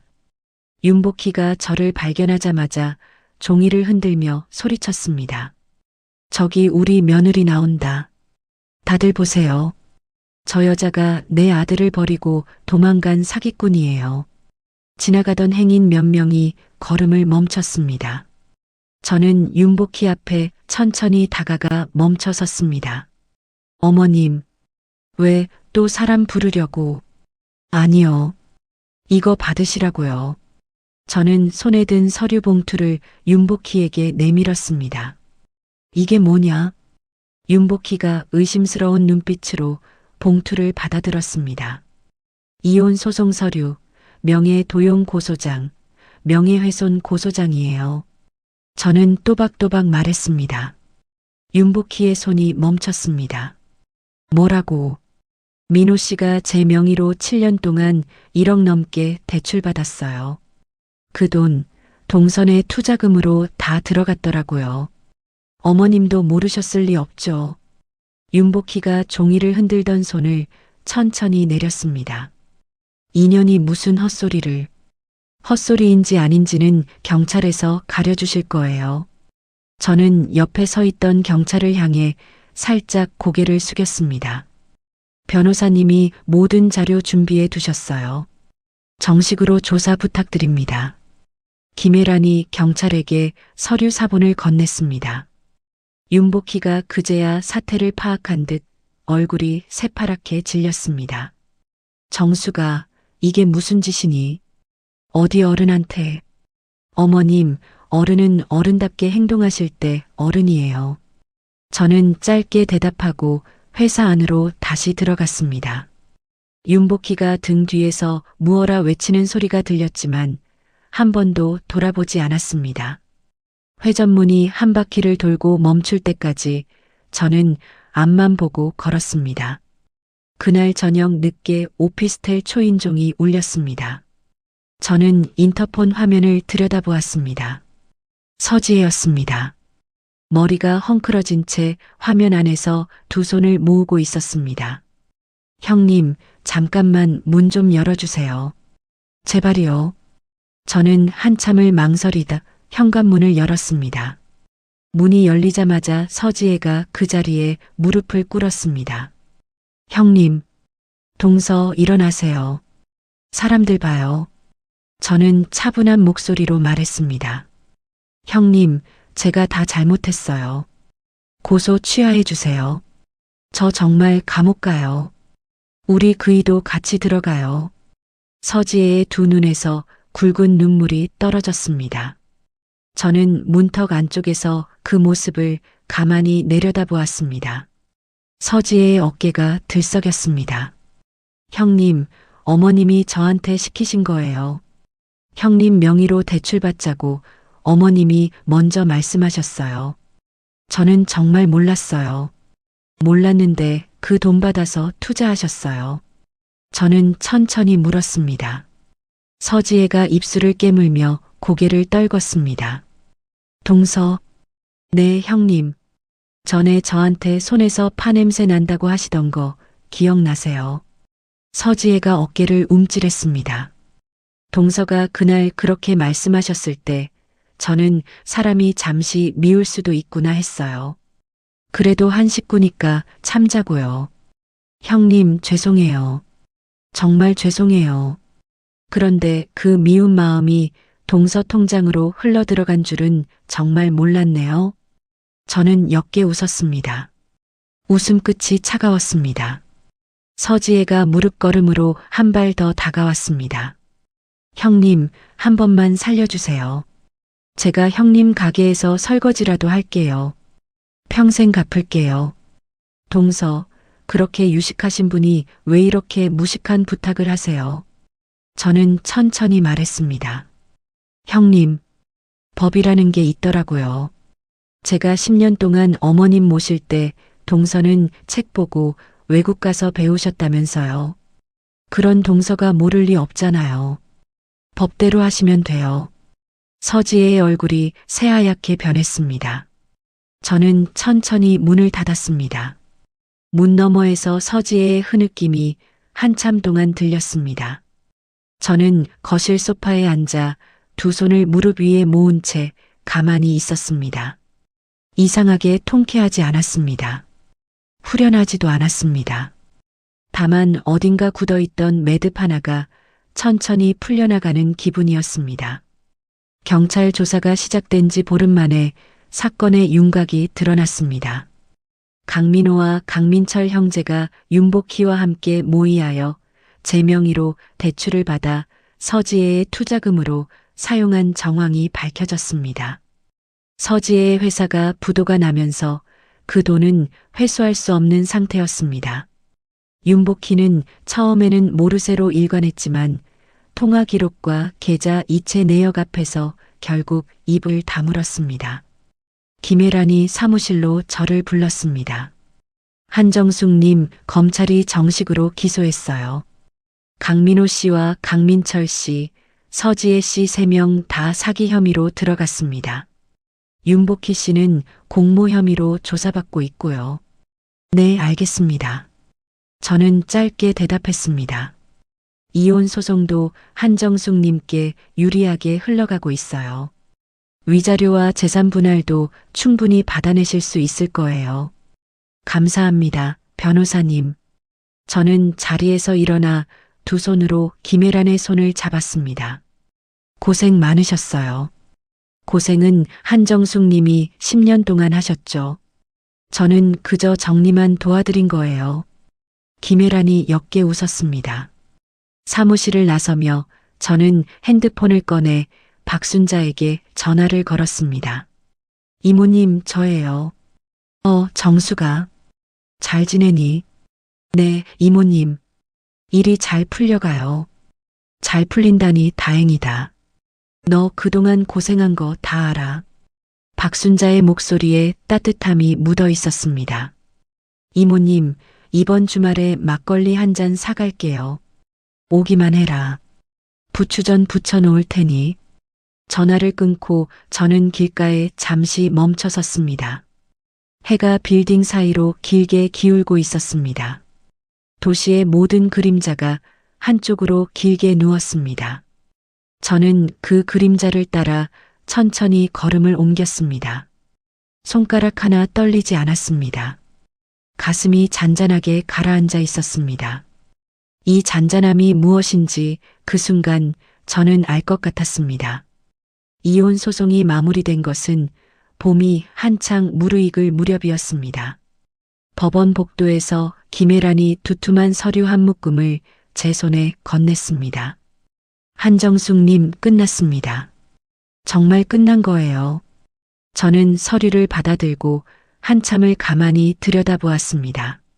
종이 위에 찍힌 빨간 도장이 어쩐지 멀게 느껴졌습니다. 위자료와 재산 분할 모두 한정숙님 통장으로 들어갈 거예요. 강민호 씨가 끝까지 반발했지만 결국 받아들였어요. 김혜란이 차분하게 설명했습니다. 감사합니다, 변호사님. 정말 감사합니다. 저는 두 손으로 김혜란의 손을 잡았습니다. 손이 따뜻했습니다. 한정숙님, 이제 한정숙님 인생을 사세요. 그동안 정말 고생 많으셨어요. 법원 계단을 내려오는데 봄바람이 제 머리카락을 살짝 흐트렸습니다. 저는 잠시 멈춰서서 하늘을 올려다보았습니다. 파란 하늘 위로 흰 구름 한 조각이 천천히 흘러갔습니다. 이상하게 눈물이 나지 않았습니다. 후련함도 통쾌함도 아닌 무언가 깨끗하게 비워진 느낌이 가슴에 차올랐습니다. 며칠 뒤 박순자에게 전화가 왔습니다. 정수가 시댁 식구들 얘기 들었니? 무슨 얘기요, 이모님? 동네에 소문이 돌더라. 시댁 살던 아파트가 경매로 넘어갔다고. 시어머니랑 시동생 내외가 다 작은 월세방으로 흩어졌다고 하더라. 박순자의 목소리가 한결 낮았습니다. 저는 핸드폰을 든 채 잠시 침묵했습니다. 그렇군요. 내가 너한테 이런 얘기해도 되는지 모르겠다만 그 동서라는 사람은 신용 불량자가 돼서 식당 설거지 일 다닌다고 하더라. 이모님, 왜? 저한테 이런 얘기 안 해주셔도 돼요. 저는 이제 그 사람들 어떻게 사는지 안 궁금해요. 저는 천천히 말했습니다. 박순자가 잠시 말이 없다가 한숨을 토해냈습니다. 그래, 그렇지. 그게 맞다. 내가 괜한 소리를 했다. 아니에요, 이모님. 걱정해 주시는 거 다 알아요. 이번 주말에 우리 가게 들러라. 봄나물 좀 챙겨 놓을 테니. 네, 갈게요.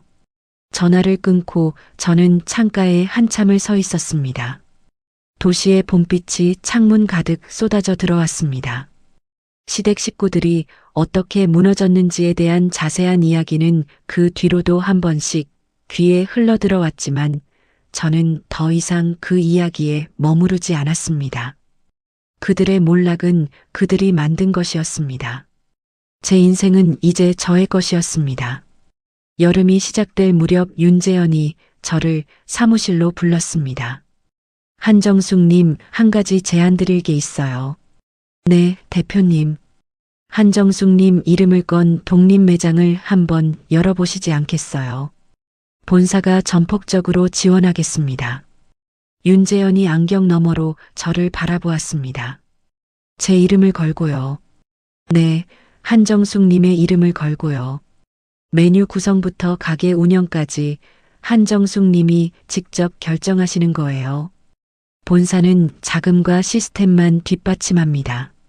저는 한참을 가만히 생각했습니다. 손에 든 찻잔을 천천히 내려놓았습니다. 대표님, 솔직히 두려워요. 제가 잘할 수 있을지 두려우신 게 당연해요. 그런데 한정숙님은 이미 두려움을 한번 이기신 분이에요. 윤재현이 옅게 웃었습니다. 한정숙님이 처음 회사에 오신 날 제가 한 말 기억하세요. 사람 손에서 사람한테 전해진 맛이라고요. 이제 그 손을 더 많은 사람들에게 보여주실 때예요. 저는 천천히 고개를 들었습니다. 하겠습니다, 대표님. 좋습니다. 윤재현이 자리에서 일어나 두 손을 내밀었습니다. 저는 두 손으로 그 손을 마주 잡았습니다. 악수를 나누는 순간 가슴 안에서 무언가 단단한 기둥이 하나 세워지는 것 같았습니다. 가을이 시작될 무렵 도심 한복판의 작은 골목에 제 가게가 들어섰습니다. 간판에 정숙의 손맛이라는 5글자가 또박또박 적혔습니다. 가게 안에 들어서면 가장 먼저 보이는 곳에 작은 액자 하나를 걸어두었습니다. 박순자가 처음 저를 가게로 받아주던 날 함께 찍은 사진이었습니다. 오픈을 앞둔 마지막 점검날 저는 가게 한가운데 서서 한참을 둘러보았습니다. 식탁이 가지런히 놓이고 주방에는 새 도구들이 반짝거렸고 창가에는 작은 화분들이 줄지어 있었습니다. 이 모든 것이 제 것이었습니다. 핸드폰이 진동했습니다. 박순자였습니다. 이모님, 내일 꼭 오셔야 해요. 안 가긴 어딜 안 가. 내가 막걸리 한 통 들고 가마. 오늘 미리 가게 한번 보러 오실래요? 지금 가도 되니? 네, 오세요. 30분쯤 지나 박순자가 가게 문을 열고 들어왔습니다. 분홍 카디건을 곱게 차려입고 한 손에는 작은 보따리를 들고 있었습니다. 아유, 우리 정숙이 가게 좀 봐라. 박순자가 천천히 가게 안을 둘러보았습니다. 이모님 어때요? 기가 막힌다. 우리 정숙이가 이런 가게 주인이 되다니. 박순자의 눈가에 잔주름이 깊게 잡혔습니다. 이모님이 그때 손 잡아주시지 않았으면 저 여기까지 못 왔어요. 저는 박순자의 손을 잡았습니다. 내가 한 게 뭐가 있다고. 다 내 손맛이 데려온 거지. 이모님, 왜? 내일 오픈하면 저 떨릴 것 같아요. 떨려도 잘할 거다. 너는 그런 애야. 박순자가 제 어깨를 가볍게 토닥였습니다. 오픈 당일 아침이 밝았습니다. 저는 새벽 5시에 가게에 도착해 마지막으로 주방을 점검했습니다. 오전 11시쯤부터 손님들이 모여들기 시작했습니다. 윤재현이 일찍 도착해 가게 앞에 큰 화환을 가져다 놓았습니다. 강도윤을 비롯한 본사 셰프들이 단체로 찾아와 가게 안을 가득 채웠습니다. 박순자가 시장 단골 할머니들을 모시고 왔습니다. 김혜란도 꽃다발을 들고 나타났습니다. 오프닝 테이프를 자르기 전 저는 가게 앞 인도에 잠시 서서 사람들을 바라보았습니다. 가족이 없는 줄 알고 살아온 10년이었습니다. 부모님이 안 계신 자리, 동생들이 멀리 떨어진 자리, 시댁이 비워진 자리, 그 빈자리들을 채워주는 사람들이 지금 제 앞에 서 있었습니다. 한정숙 셰프님, 한 말씀 부탁드려요. 윤재현이 마이크를 건넸습니다. 저는 마이크를 두 손으로 받아들고 천천히 입을 열었습니다. 안녕하세요. 한정숙입니다. 목소리가 마이크를 타고 골목 안에 작게 울렸습니다. 10년 동안 저는 누군가의 며느리로, 누군가의 아내로 살았어요. 그게 제 인생인 줄 알았어요. 사람들이 제 음식을 먹어도 그건 며느리가 차린 상이지 한정숙이 만든 음식은 아니었어요. 가게 앞에 모인 사람들이 조용히 저를 바라보았습니다. 그러다 어느 날 모든 걸 잃었어요. 잃고 나니까 그제야 보였어요. 제가 진짜 누구였는지요. 저는 잠시 숨을 골랐습니다. 제 손이 좋아하는 게 뭔지, 제 마음이 가는 데가 어딘지, 그 단순한 걸 알기까지 10년이 걸렸어요. 늦었지만 후회는 없어요. 이 가게는 그 10년을 견딘 제 손에 드리는 작은 선물이에요. 박순자가 손수건을 꺼내 눈가를 닦았습니다. 오늘 와주신 모든 분들 정말 감사합니다. 저는 이제 남의 시선에 흔들리지 않을 거예요. 제 손에서 사람들 입으로 가는 그 맛만 믿고 살겠습니다. 저는 마이크를 내려놓고 가위를 들었습니다. 하나, 둘, 셋. 리본이 사르륵 끊어졌습니다. 박수 소리가 골목 안에 가득 찼습니다. 가게 안으로 사람들이 들어가기 시작했습니다. 저는 잠시 가게 앞에 그대로 서 있었습니다. 가을 햇살이 제 어깨 위에 따뜻하게 내려앉았습니다. 손등에 남은 칼자국들이 햇살에 살짝 비쳤습니다. 저는 그 자국들을 손가락으로 가만히 쓸어보았습니다. 부끄럽지 않았습니다. 자랑스러웠습니다. 가게 문 위에 걸린 간판이 햇빛을 받아 반짝였습니다. 정숙의 손맛. 5글자가 그렇게 또렷해 보인 적이 없었습니다.